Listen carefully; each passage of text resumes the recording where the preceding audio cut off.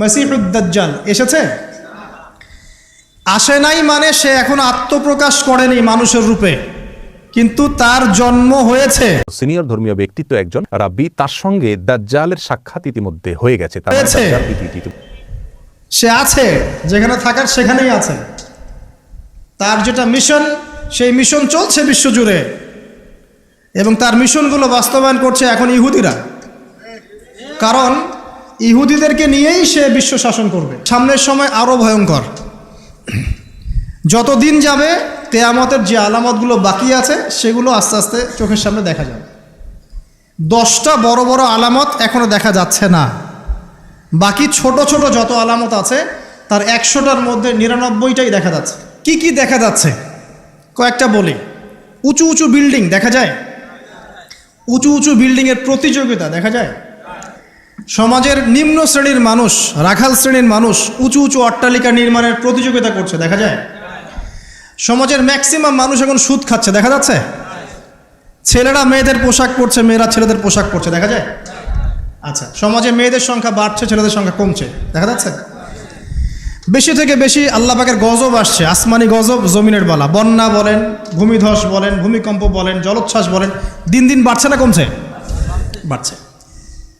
মুসলিমদের উপর অমুসলিমদের অত্যাচার বাড়ছে না কমছে? মুসলিম উম্মার বিভক্তি বাড়ছে না কমছে? বাড়ছে। মানুষ আলেম, বড় বড় ওলামায়ে কেরাম যারা আছে তাদের ইন্তেকাল বেশি হচ্ছে না কম হচ্ছে? ওলামায়ে কেরাম যারা বড় বড় আলেম ওলামা তারা আস্তে আস্তে চলে যাচ্ছেন না?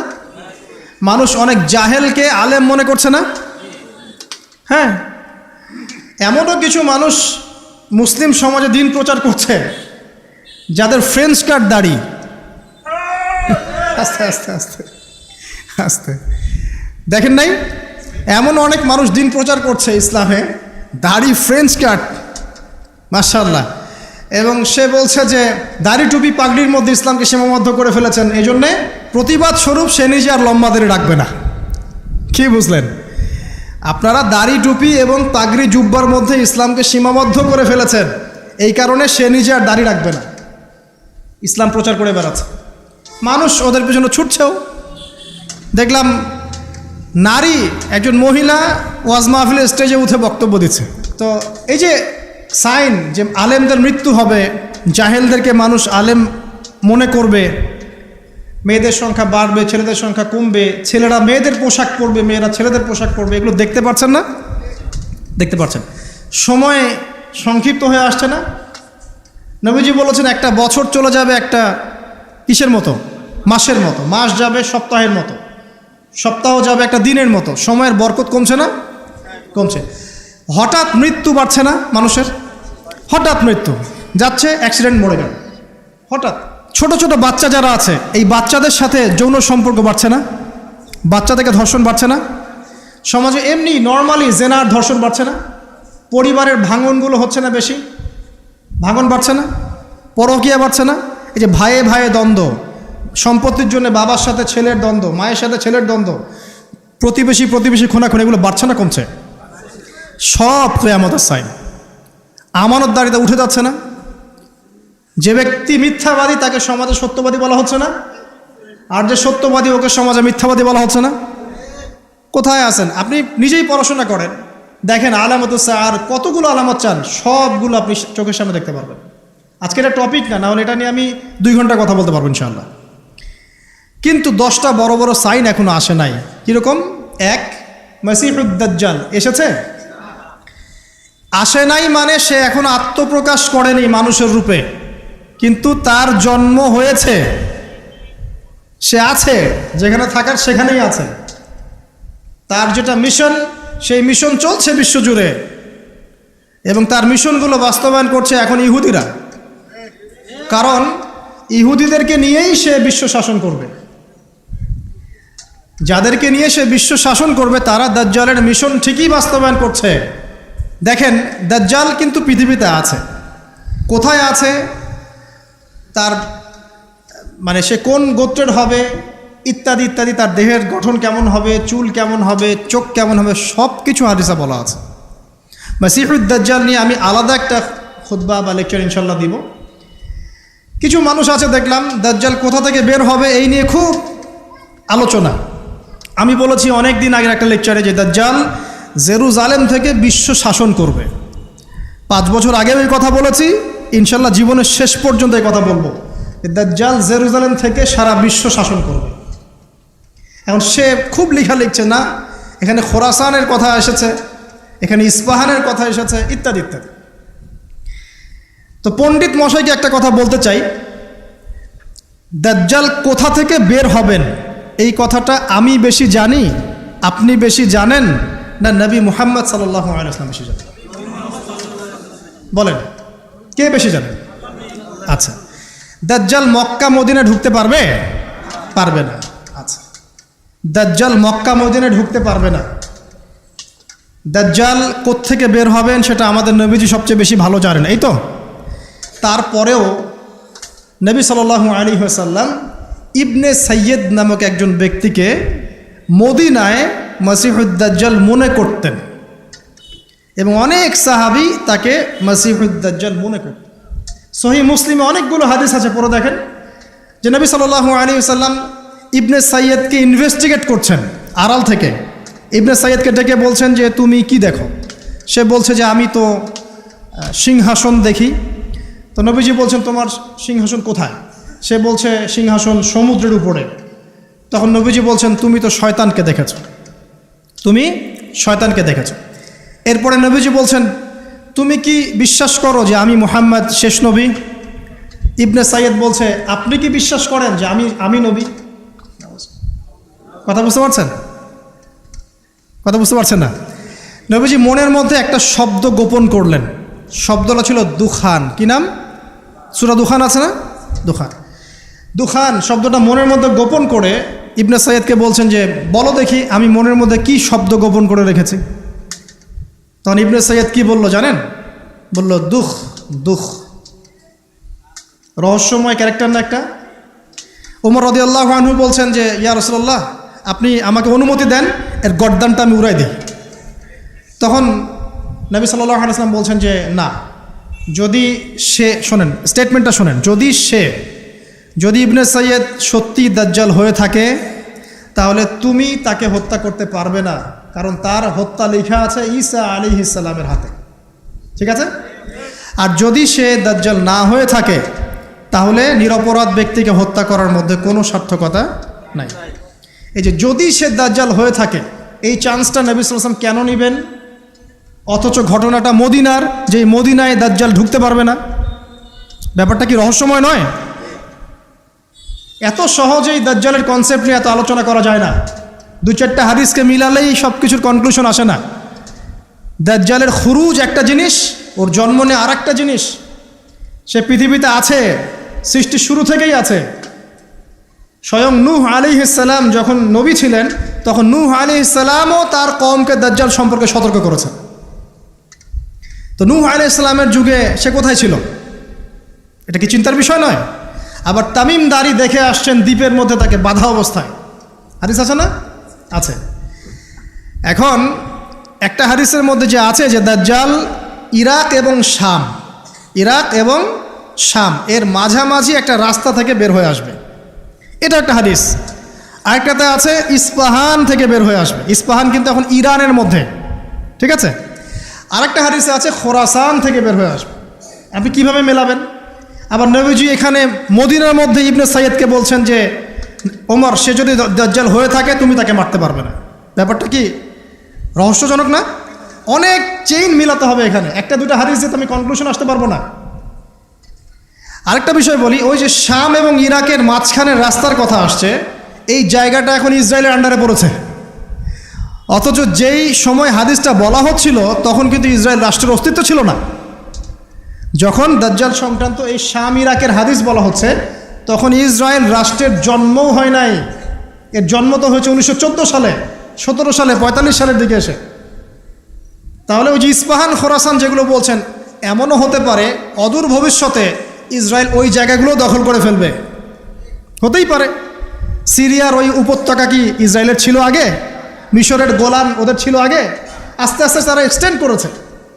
এত সহজে একটা হাদিস যে একটা কনক্লুশনে এসে অনলাইন ধুয়ে দেওয়ার মধ্যে কোনো সার্থকতা নাই। তো এই মুফতি সাহেব বা ওনাকে জিজ্ঞাসা করেন দাজ্জালের পণ্ডিতকে তাহলে খোরাসান থেকে যদি দাজ্জাল বের হবে আর ইস্পাহান থেকে বের হবে, তাহলে মদিনায় নবী সাল্লাল্লাহু আলাইহি ওয়াসাল্লাম ইবনে সাইয়্যদকে কেন দাজ্জাল মনে করছেন? এই প্রশ্নের উত্তর আগে শুনে আসতে পারেন, এর কি উত্তর দেয়। এটা নিয়ে আরও ডিটেলস কথা আছে, আমি বললাম যে একটা দুইটা হাদিস দিয়ে এগুলো আমি বোঝাতে পারবো না, আমার মিনিমাম 1 ঘন্টা সময় লাগে। আল্লাহ পাক এই বিষয়গুলো নিয়ে আমাদেরকে গভীর গবেষণার তৌফিক দান করুন। এতটুকু জেনে রাখেন, সে এই বিশ্ব শাসন করবেই এবং 40 দিন সে বিশ্বটাকে ম্যাসাকার করবে। তার 1 হাতে জান্নাত 1 হাতে জাহান্নাম, মানে এটা সত্যিকারের জান্নাত জাহান্নাম নয়, এটা রূপক অর্থে, মানে যে তার আনুগত্য করবে সে তাকে প্রোগ্রেস দিবে, যে তার আনুগত্য করবে না ধ্বংস। সে যে বায়ুমণ্ডল, যে আকাশ নিয়ন্ত্রণ করবে, দুর্ভিক্ষ দিবে, সে যে মানুষকে সচ্ছলতা দিবে, এগুলো কিভাবে? এগুলো তার আনুগত্য এবং তার মানে বিরোধিতার মধ্য দিয়ে মানে পরিস্ফুটিত হবে আর কি। দাজ্জাল এমন একটা গাধার পিঠে সফর করবে যেটার কান হবে অনেক লম্বা। তো এই গাধা মানে কি সত্যিকারের গাধা? তাহলে গাধা কি আকাশে উড়বে? আর কিছু প্রোটেস্ট্যান্ট মার্কা মুসলিম আছে, এরা মনে করে না গাধা মানে সত্যিই গাধা। এমন গাধা আসবে যে গাধা চড়ে আকাশে সফর করা যাবে। আসলে কি এখানে গাধা কি গাধাই বোঝানো হয়েছে? দাজ্জালের হাতে রুটির পাহাড় থাকবে। কিছু মানুষ মনে করে রুটির পাহাড় মানে আসলে রুটির পাহাড়। আসলে কি রুটির পাহাড় মানে খাবারের নিয়ন্ত্রণ? এগুলো বোঝার জন্য কি আপনার পিএইচডি করার দরকার আছে? তো অনেক ডেপথ এই সাবজেক্টটা, এটাকে আপনাকে খুব গভীরভাবে পড়তে হবে। চলুন, এই সাইনটা এখন দেখা যাচ্ছে না, সে এখনও আত্মপ্রকাশ করে নাই, অচিরেই করবে। তবে এতটুকু জেনে রাখেন, সে আত্মপ্রকাশ করলে জিউসদেরকে নিয়ে সারা বিশ্ব সে শাসন ঠিকই করবে। তবে আল্লাহ পাক তাকে এবং পুরো জিউসদেরকে ওই জেরুজালেমে ধ্বংস করবেন কিভাবে? ঠিক যেভাবে আল্লাহ পাক ফেরাউন এবং তার দলবলকে ধ্বংস করেছেন লোহিত সাগরে। একই সুন্নাহ, সেম সুন্নাহ আল্লাহ পাক অ্যাপ্লাই করবেন। আল্লাহ পাক সবর করেছেন, ধৈর্য ধরেছেন, সবগুলাকে এক জায়গায় এনেছেন লোহিত সাগরে, তারপর 1 দিনের মধ্যে ফেরাউন আর তার দলবলকে ডুবিয়ে দেন। একই সুন্নাহ আল্লাহ পাক সবাইকে জেরুজালেমে একত্রিত করছেন, এক জায়গায় একত্রিত করছেন। ঈসা ইবনে মারিয়ামের হাতে, ইমামুল মাহদির হাতে এই সমস্ত জালেমদের পতন এক মুহূর্তে হয়ে যাবে ইনশাআল্লাহ। এটা হবে সামনে, এটা দেখা যাচ্ছে না। আর কি? ইয়াজুজ আর মাজুজ দেখতে পাচ্ছেন না, 3টা বড় বড় ভূমিকম্প দেখতে পাচ্ছেন না। আর কি পাচ্ছেন না? ইয়েমেনের আগুন দেখতে পাচ্ছেন না, দাব্বাতুল আর্থ দেখতে পাচ্ছেন না, ঈসা আলাইহিস সালামের আগমন দেখতে পাচ্ছেন না। মানে এই যে বড় বড় সাইনগুলো, এগুলো আপনি দেখতে পাচ্ছেন না। বাকি সব ছোট ছোট আলামতগুলো দেখতে পাচ্ছেন না? দেখতে পাচ্ছেন। এটা আপনার সময় সামনে অপেক্ষা করছে। আলহামদুলিল্লাহ, ওসসালাতু ওয়াসসালামু আলা রাসূলিল্লাহ ওয়া আলা আলিহি ওয়া আসহাবিহি ওয়া মান ওয়ালাহ, মা বাদ। সুপ্রিয় দর্শক শ্রোতা ভাই বোন, ইসরায়েলের প্রথম সারির একটি দৈনিক, একটি গণমাধ্যম ইসরায়েল টুডে, সেখানে দাজ্জালের আগমন সম্পর্কে একটা তথ্য দেওয়া হয়েছে একটি সাক্ষাৎকারে। সেই তথ্যকে কেন্দ্র করে পৃথিবীর অনেক মানুষের মধ্যে কৌতূহল তৈরি হয়েছে, আলোড়ন সৃষ্টি হয়েছে। সেই সাক্ষাৎকারটা দিয়েছেন একজন ইহুদি ধর্ম পণ্ডিত বা রাব্বি। তিনি সেই সাক্ষাৎকারে দাবি করেছেন যে তাদের ধর্মীয় ব্যক্তিত্ব, সিনিয়র ধর্মীয় ব্যক্তিত্ব একজন রাব্বি, তার সঙ্গে দাজ্জালের সাক্ষাৎ ইতিমধ্যে হয়ে গেছে। তার মানে দাজ্জাল পৃথিবীতে ইতিমধ্যে চলে আসছে এবং এর মাধ্যমে তারা মনে করেন যে দাজ্জালের আগমনের মাধ্যমে তাদের বিস্তার ঘটবে, তাদের প্রভাব পুরো পৃথিবীতে প্রতিষ্ঠিত হবে। কারণ ইহুদি ধর্মমত অনুযায়ী তারা দাজ্জালের আগমনকে ইতিবাচকভাবে দেখে, তারা তাকে ত্রাণকর্তা মনে করে। তারা মনে করে দাজ্জাল আসার পর গোটা পৃথিবী তাদের কর্তৃগত হবে। এবং এই ঘটনার প্রেক্ষিতে তারা ইসরায়েলের বাইরে সফর করছেন না, সবাই ইসরায়েলের ভিতরে অবস্থান করছেন। বিশেষ করে তাদের ধর্মীয় ব্যক্তিত্বরা ইসরায়েলের বাইরে কেউ যাচ্ছেন না, কারণ তারা মনে করেন তাদের ধর্মবিশ্বাস হলো দাজ্জাল আগমন করার পর পৃথিবীতে একটা ব্যাপক অস্থিরতা দেখা দিবে এবং সেই অস্থিরতায় পুরো পৃথিবীতে যে বিপর্যয় দেখা দিবে, যে ক্ষয়ক্ষতি হবে, সেটা পৃথিবীতে কোনো যুদ্ধেও এত ক্ষয়ক্ষতি হয় না। এবং অনেকটা বর্তমান করোনা পরিস্থিতির যে বিপর্যয় দেখা দিচ্ছে পৃথিবীতে, তারা সেটাকে সেই দাজ্জাল আসার পরবর্তী তাদের ধর্মীয় দৃষ্টিকোণ থেকে যে বিপর্যয় হওয়ার কথা সেটা বলে তারা ব্যাখ্যা করছে। ইসলাম আসলে এ ব্যাপারে কি বলে? একজন মুসলিম হিসেবে আমাদের বিশ্বাস কি হওয়া উচিত? দাজ্জাল কি আসলে চলে এসছে, বা এই সময় দাজ্জাল চলে আসার কথা কি না? আমরা তাদের এই সাক্ষাৎকার বা তাদের সংবাদকে বা তাদের এই দাবিকে বিশ্বাস করব কিনা বা কীভাবে ব্যাখ্যা করব, এ বিষয়ে আমরা সংক্ষেপে কিছু কথা বলবো। মা তৌফিক ইল্লা বিল্লাহ। প্রিয় দর্শক, কিয়ামত নিকটবর্তী হয়ে গেছে। এ বিষয়ে রাসূল আকরাম সাল্লাল্লাহু আলাইহি ওয়াসাল্লাম অনেক আগে আমাদেরকে জানিয়েছেন। তিনি বলেছেন, বুইসতু আনা ওয়াস সাআতু কাহাতাইন, আমার এবং কিয়ামতের অবস্থান হলো দুই আঙ্গুলের মতো। অর্থাৎ আমার পরে পৃথিবীর সবচেয়ে বড় ঘটনা হলো কিয়ামত তথা পৃথিবীর বা মহাবিশ্বের ধ্বংস বা মহাপ্রলয়। তারপরে কিয়ামতের অনুষ্ঠান ঘটবে। আর কেয়ামত কবে হবে বা মহাপ্রলয় কবে হবে তার দিনক্ষণ তিনি না বললেও নবী আলাইহিস সালাম আমাদেরকে অনেকগুলো পূর্বাভাস বা আলামতের কথা বলেছেন। সেই আলামতগুলো দুই ধরনের, কিছু আছে ছোট আলামত, কিছু আছে বড় আলামত। কেয়ামতের ছোট আলামত প্রায় 100রও বেশি। সে 100 আলামতের ভিতরে সর্বশেষ আলামত যেটা বলতে পারি তা হলো ইমাম মাহদির আগমন। ইমাম মাহদির আগমন এখনও পৃথিবীতে ঘটেনি, তবে ইমাম মাহদির আবির্ভাবের পূর্ব মুহূর্তের পরিস্থিতি পৃথিবীর কেমন থাকবে সে সম্পর্কে হাদিস থেকে ধারণা পাওয়া যায়। সেটা হলো গোটা পৃথিবীতে অন্যায়, অবিচার, অত্যাচার, জুলুম এটায় পরিপূর্ণ হয়ে যাবে। আর তখনই ইমাম মাহদির আবির্ভাব হঠাৎ করে ঘটবে এবং রাতারাতি তিনি গোটা বিশ্বের সুপার পাওয়ারে পরিণত হবেন এবং গোটা বিশ্বকে উল্টা মেরুতে নিয়ে যাবেন, ইনসাফ এবং ন্যায় দিয়ে পরিপূর্ণ করবেন। এরপরে কিয়ামতের বড় আলামতগুলো দেখা দিবে, যে সম্পর্কে সহিহ মুসলিমের হাদিসে নবী আলাইহিস সালাম বলেছেন কিয়ামত ঘটবে না 10টি আলামত আসা ছাড়া। সেগুলোকে ওলামায়ে কেরাম, ইসলামের বড় বড় পণ্ডিতগণ, ইমামগণ কিয়ামতের বড় এবং বৃহৎ আলামত হিসাবে চিহ্নিত করেছেন। সেই আলামতগুলোর একটি হলো বড় ধোঁয়া দেখা দিবে কিয়ামতের আগে, যে ধোঁয়া পৃথিবীর ইতিহাসের বড় ঘটনা হবে এবং অনেক ব্যাপক আকারে হবে। আর দ্বিতীয়ত যে ঘটনাটি ঘটবে তা হলো দাজ্জালের আগমন ঘটবে, এবং আরেকটি আলামত ঘটবে তা হলো দাব্বাতুল আরদ নামক একটা প্রাণীর অলৌকিকভাবে আবির্ভাব ঘটবে এবং সেই মানুষের সাথে কথাবার্তা বলবে। চতুর্থত হলো ঈসা আলাইহিস সালামের আগমনের ঘটনাটি ঘটবে, তিনি আসমান থেকে অবতরণ করবেন। 5 নম্বর হলো ইয়াজুজ মাজুজের আবির্ভাব ঘটবে। 6 নম্বর হলো একটি ভূমিধস বড় আকারে হবে পৃথিবীর পূর্ব প্রান্তে। 7 নম্বর হলো একটা ভূমিধস হবে মধ্য প্রান্তে পৃথিবীর বা আরব উপদ্বীপে। আর 8 নম্বর হলো পৃথিবীর পশ্চিম প্রান্তে আরেকটি বড় ভূমিধস ঘটবে। 9 নম্বর হলো সূর্য প্রথমবারের মতো পৃথিবীর ইতিহাসে পশ্চিম দিক থেকে উদিত হবে পূর্ব দিকের বিপরীতে। আর 10 নম্বর হলো একটি আগুনের আবির্ভাব ঘটবে, যে আগুন মানুষকে ধাওয়া করতে করতে হাসরে একত্রিত করবে। এই বড় 10টি আলামতের ভিতরে আমরা দেখতে পেলাম যে শুরুর দিকে রয়েছে দাজ্জালের আবির্ভাব, তারও আগে দোকান বা ধোঁয়ার ঘটনা ঘটবে। ধোঁয়ার ঘটনা এখনও ঘটেনি পৃথিবীতে, আমরা জানি। তারও আগে ইমাম মাহদির আগমন ঘটবে, সেটিও এখনও পৃথিবীতে ঘটেনি। অতএব একজন মুসলিম হিসেবে আমাদের বিশ্বাস হবে দাজ্জালের আগমন এখনও ঘটেনি, কারণ দাজ্জাল আসার আগে পৃথিবীতে আরও অনেক কিছু ঘটনা ঘটবে যেগুলো এখনও ঘটেনি। এটা হবে একজন মুসলিমের বিশ্বাস। আমরা কোরআন হাদিসের আলোকে দেখতে পেলাম যে দাজ্জালের আবির্ভাব এখনও ঘটেনি। অতএব ইহুদিরা যেটা দাবি করছে সেটা অসত্য এবং বেঠিক। অন্তত এটা নিয়ে আমাদের অস্থিরতার কোনো কারণ নাই। একজন সাহাবী জিজ্ঞাসা করছিলেন, ইয়া রাসূলুল্লাহ, কিয়ামত কবে হবে? নবী আলাইহিস সালাম বলেছেন, তুমি তার জন্য কি প্রস্তুতি নিয়েছো? এই হাদিস থেকে আমরা স্পষ্ট ধারণা পাচ্ছি যে কবে কে আসছে, কোনটার আবির্ভাব হচ্ছে কি হচ্ছে না, এটা নিয়ে আমরা যতটা কৌতূহলী হচ্ছি বা যতটা আমরা অস্থির হচ্ছি, এর চাইতে গুরুত্বপূর্ণ ইস্যু আমাদের জীবনে যে আমরা কিয়ামত হলে সেই পরিস্থিতিতে আমাদের করণীয় কি থাকবে। দাজ্জালের আবির্ভাব কথার কথা হয়ে গেল, তাহলে সেই মুহূর্তে দাজ্জালের যে ফিতনা, দাজ্জালের যে পরীক্ষা, এখানে অনেক মানুষ নিপতিত হয়ে ঈমান হারা হবে। অনেক ভালো ভালো মানুষ পর্যন্ত ঈমান নষ্ট হয়ে যাবে। দাজ্জালের যে ধূম্রজাল, তার যে ধোঁয়াশা, তার যে ফিতনা, তার যে পাওয়ার, সেগুলো দেখে অনেকে তাকে সৃষ্টিকর্তা মনে করবে, আল্লাহ মনে করবে। এই পরিস্থিতি থেকে বাঁচার জন্য আমরা কি প্রস্তুতি নিয়েছি? রাসূল করিম সাল্লাল্লাহু আলাইহি ওয়াসাল্লাম দাজ্জালের ফিতনা থেকে বাঁচার জন্য অনেকগুলো আমলি কথা আমাদেরকে শিক্ষা দিয়েছেন। তার ভিতরে একটি হলো সূরা কাহফের প্রথম 10টি আয়াত মুখস্থ করা, অর্থ সহকারে বোঝা ধারণ করা। যে ব্যক্তি এটা করবে ওই ব্যক্তিকে আল্লাহ সুবহানাহু ওয়া তাআলা দাজ্জালের ফিতনা থেকে রক্ষা করবেন। আরেকটি হলো দাজ্জালের ফিতনা থেকে রক্ষার উপায় হলো দাজ্জাল সম্পর্কে নলেজ অর্জন করতে হবে। পৃথিবীর পূর্ব প্রান্ত থেকে তার আবির্ভাব ঘটবে, 40 দিন সে পৃথিবীতে অবস্থান করবে, সিরিয়াতে তাকে ঈসা আলাইহিস সালাম হত্যা করবেন। এইভাবে দাজ্জাল সম্পর্কে আরও যে সমস্ত ভয়াবহ তথ্য রাসূল আকরাম সাল্লাল্লাহু আলাইহি ওয়াসাল্লাম দিয়েছেন, যে তার হাতে জান্নাত থাকবে, জাহান্নাম থাকবে, তার পাশ দিয়ে এরকম পৃথিবীর সমস্ত সুখ স্বাচ্ছন্দ্য ঘুরবে, অর্থাৎ নহর নালা সবগুলো প্রবাহিত হতে থাকবে এবং আল্লাহর নেয়ামতগুলো সব তার হাতে থাকবে। সে মানুষকে জীবিত করবে, মৃত করবে, অনেক অলৌকিক বিষয়গুলো সে দেখাতে পারবে। তার একটা চোখ কানা থাকবে, শুকনো আঙ্গুরের মতো চোখ থাকবে, আরেকটা চোখ ভালো থাকবে, কপালে কাফের লেখা থাকবে পরিষ্কারভাবে, খাটো প্রকৃতির হবে। তার সম্পর্কে বিশদ বিবরণ হাদিসে দেওয়া হয়েছে, সেগুলো নলেজ অর্জন করা যাতে তাকে চিনতে সুবিধা হয়। আর সবচেয়ে বড় অস্ত্র হলো আল্লাহর কাছে আশ্রয় প্রার্থনা করা। বিশেষ করে নামাজের শেষ বৈঠকে আত্তাহিয়াতুর পরে, দুরুদের পরে দোয়া মাসুরের জায়গায় একটা দোয়া রাসূল আকরাম সাল্লাল্লাহু আলাইহি ওয়াসাল্লাম শিক্ষা দিয়েছেন, আল্লাহুম্মা ইন্নী আউযু বিকা মিন আযাবি জাহান্নাম ওয়া মিন আযাবিল কবর ওয়া মিন ফিতনাতিল মাহইয়া ওয়াল মামাত ওয়া মিন শাররি ফিতনাতিল মাসীহিদ দাজ্জাল। এই দোয়ার মধ্যে দাজ্জালের ফিতনা থেকে মুক্তির জন্য আল্লাহর কাছে আশ্রয় প্রার্থনা করা হচ্ছে। আল্লাহর কাছে আশ্রয় প্রার্থনা করা হলো মুমিনের সবচেয়ে বড় অস্ত্র।